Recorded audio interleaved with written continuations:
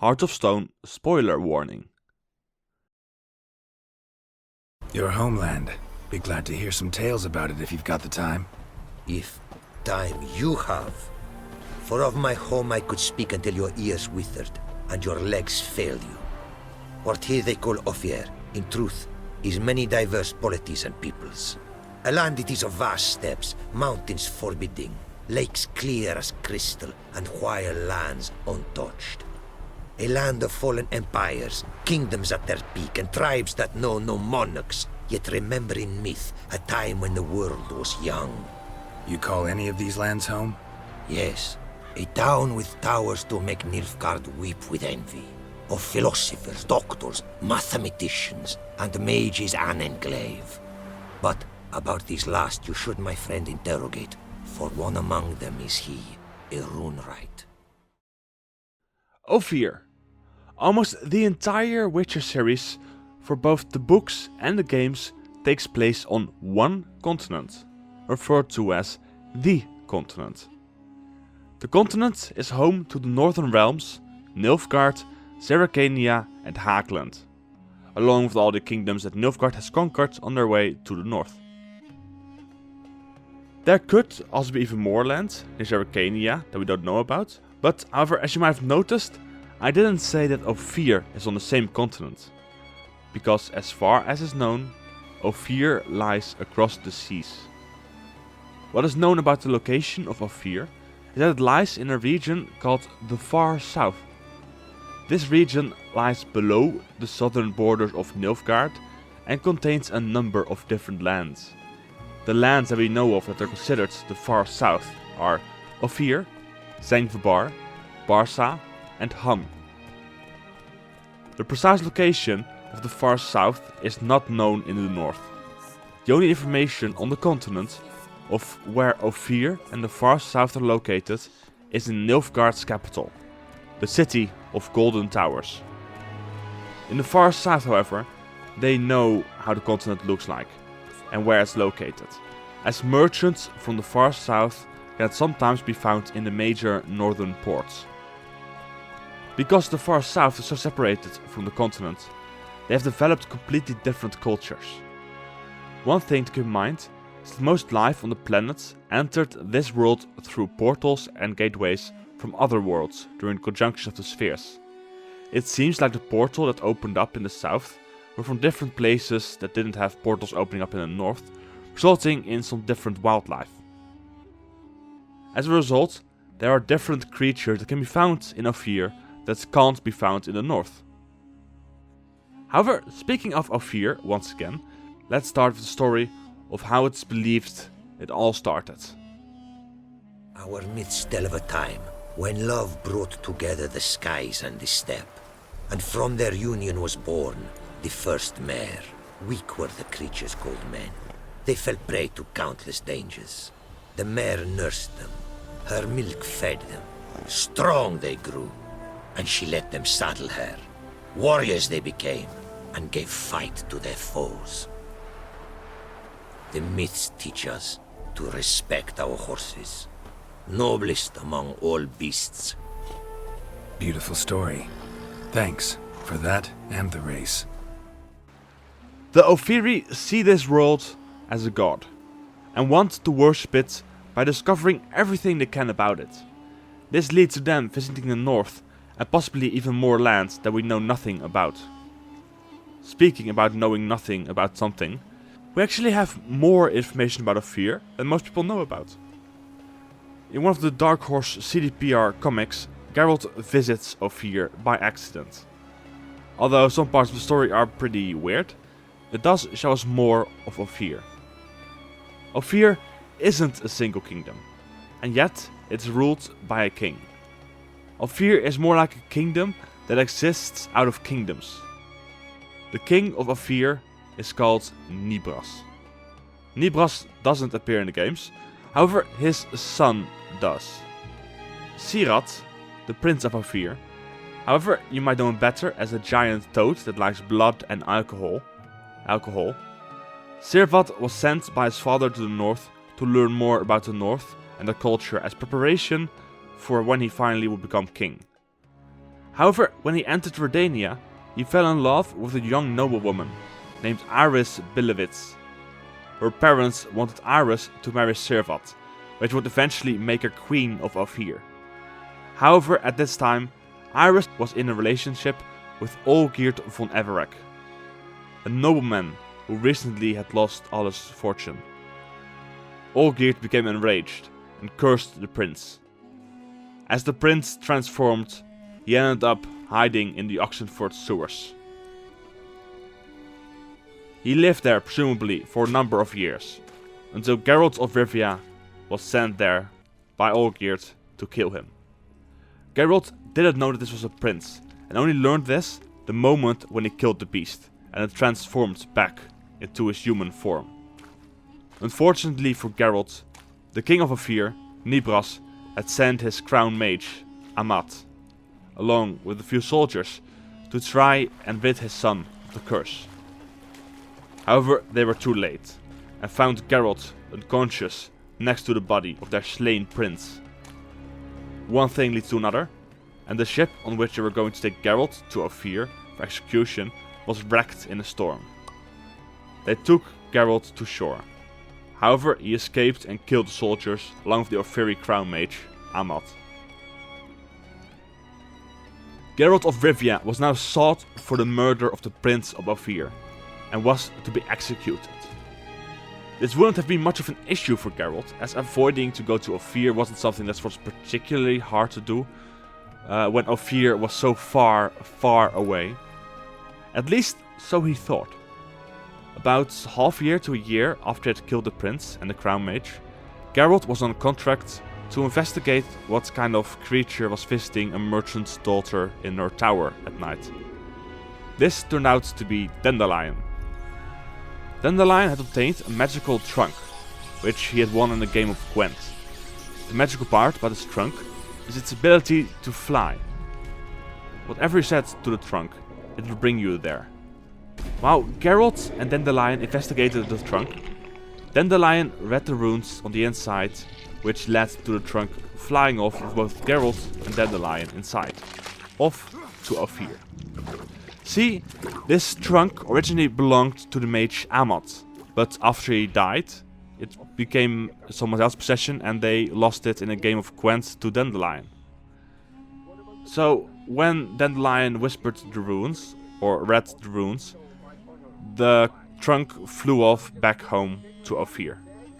This leads to several events and things happening in Ofir, and also shows a tiny part of the country. Most of the events in the comics take place around the palace. The crown mage has been replaced. Most of the events in the comic take place around the palace. The crown mage has just been replaced at this time, and is now a sorceress named Radeya. I won't go over the entire story in detail. However, the summary comes down to the following. Geralt, upon being presented to the king, pretends to be called Lambert, knowing full well that he would be executed if he reveals his true name. Dandelion, at this time, pretends to be a prince from the north. The king demands Geralt to kill Geralt of Rivia, as he doesn't know that Geralt is standing right in front of him. The crown mage reveals after the conversation to Geralt that she knows that he is Geralt, and asks him to help her with the problem. The favorite concubine of the king, Zyra, had recently fallen ill, and only Radia could manage to heal her, which led to a promotion as crown sorceress. However, shortly after she was healed, strange murders started to happen near the palace. Geralt and the crown mage go on to investigate and knock Zyra unconscious with magic.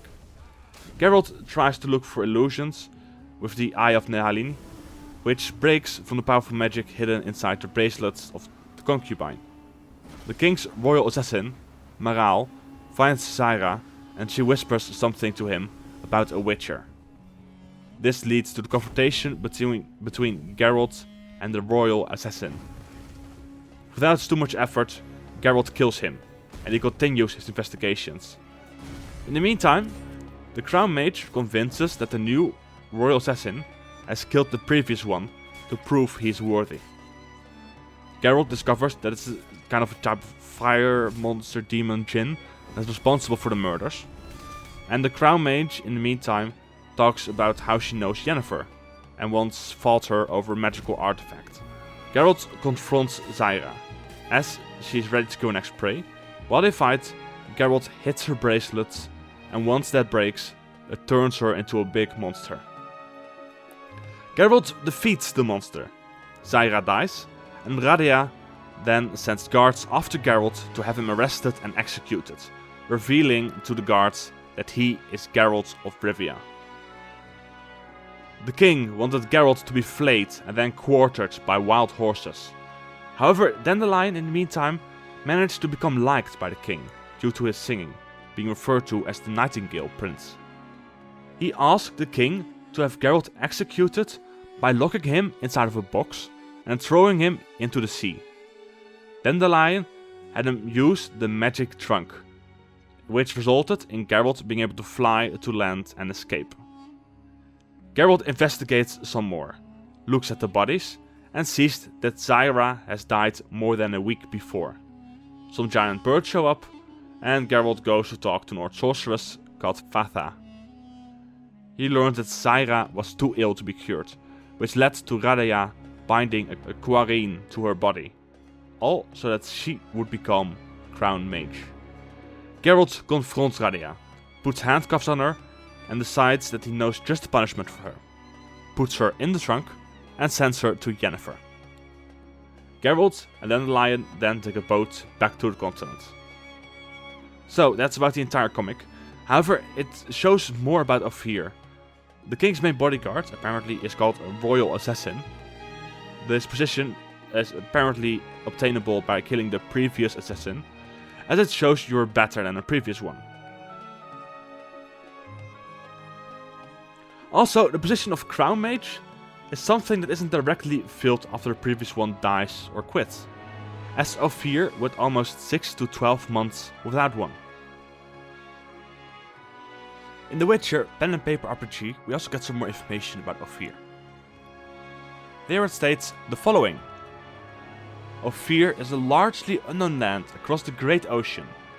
We believe several nations live out on an enormous plain, and such love their horses, value them highly, and race them constantly.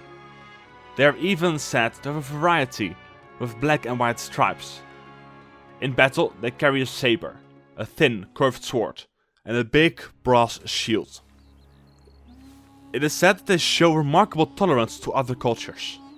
We know that Ofir trades with parties in Redania, and occasionally Ofiri ships come to Novigrad. They trade in weapons, fine embroidered clothing, and luxury goods, like incense, brass, or gold jewelry. They do not trade in their horses, which are high-strung, and would never survive a sea voyage. Except the one from the merchant. I once heard of a scuffle when the Prince of Ofir came to Redania to marry a noblewoman, no doubt to seal a trade deal. But information about this is hard to find. Such a lucrative trade monopoly is well worth protecting. A few expeditions have sailed off to look for Ofir, but they have not returned. Whether this is because they have perished, or because they prefer Ofir is not known. Meaning the last line, that they prefer to stay in Ofir and not get home. Let's go to the culture for a bit. You're a long way from Ofir. A long way and with dangers fraught. But in our homeland they say, in risk there is honor. Got a ring to it. Not true in my experience, though. Face plenty of risks. Honor, not so much. Because risk issues from intent. Important is this intent. The long passage I brave to admire the unknown and bring glory to myself and my liege. The world we must explore, virgin lands discover, new knowledge garner among our brothers than to spread. For is there in life a beauty greater than to admire the new, to stand in awe of the never-ending creation of the world? That mean I've landed in a camp of explorers and philosophers? Indeed. Your customs we come to observe, knowledge to exchange, and goods, naturally. to trade. The Ofiri see it as an honor to travel the world and teach the others about it. This leads to the King of Ofir sending merchants and such from Ofir to the rest of the world to learn more. This is also how the merchant and Runewright ended up where they are in The Witcher 3 Hearts of Stone. Their ship, however, sunk, and the merchant and shipwright, along with the merchant's horse, managed to survive. The Runewright, however, lost all his tools in the process. On their journey, while on land, they were robbed by the Knights of the Flaming Rose, who took their diagrams that they had taken with them from Ofir. However, you might wonder why they were in the middle of nowhere and not inside of a city. They actually wanted to go to a city. The merchant, named Dula K'Amani, sent a letter to Werner, who was a mercenary from Aedirn that was hired by Crown Mage Amat, who also was killed with Geralt when he killed the sorcerer. In his letter, he requests the following to be asked to Amat. In keeping with the orders given us by the court and his graciousness, knowledge and goods of our lands we now share with the local populaces. Sadly, as to their mental capacities, our predictions rightly judged. So I renew my request for permission to travel towards a greater urban settlement, where our knowledge and experience will be better appreciated. Sincerely, Dula K'Amani. They most likely want to go to Nilfgaard or Oxenford.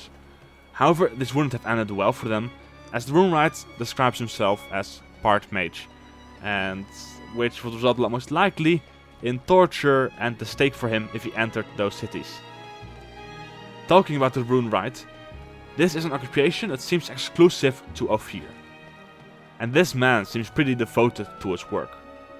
Although it costs a lot to get him started, once again, it could be worth it. These two aren't the only ones that we know of that went to the north on orders of the King of Ofir, as we can find others. There are two Ofiri in Toussaint. The first one is a man named Hamnal Ogn Dambali, and is a rich merchant, active gwent player and collector of swords. He most likely was sent to the continent with the same reason as the previous two. Then there's also the mage from Ofir, that's named the Great Kalesti, who most likely travelled with him to Toussaint and can be seen performing at the Mandragora's soiree. Ofir's main export product seems to be their knowledge and silks. They are renowned for their swift mares. Because Ofir is very large, not much is known about the land. However, we don't even know how big it is, so it could very well be way larger than the north. Ofir seems to be mostly based on the Middle Eastern lands. The name Ofir comes from the Bible, where Ofir is the land from which King Solomon receives a cargo of gold every 3 years. The precise location of where it's supposed to be located in the real world is unknown. One thing I wanted to mention before ending this video is even though the games only show Ofiris as people with darkened skin, this isn't what they all look like. There are light-skinned Ofiris as well. The land is huge after all. That was it for Ofir. Till the next video. Bye.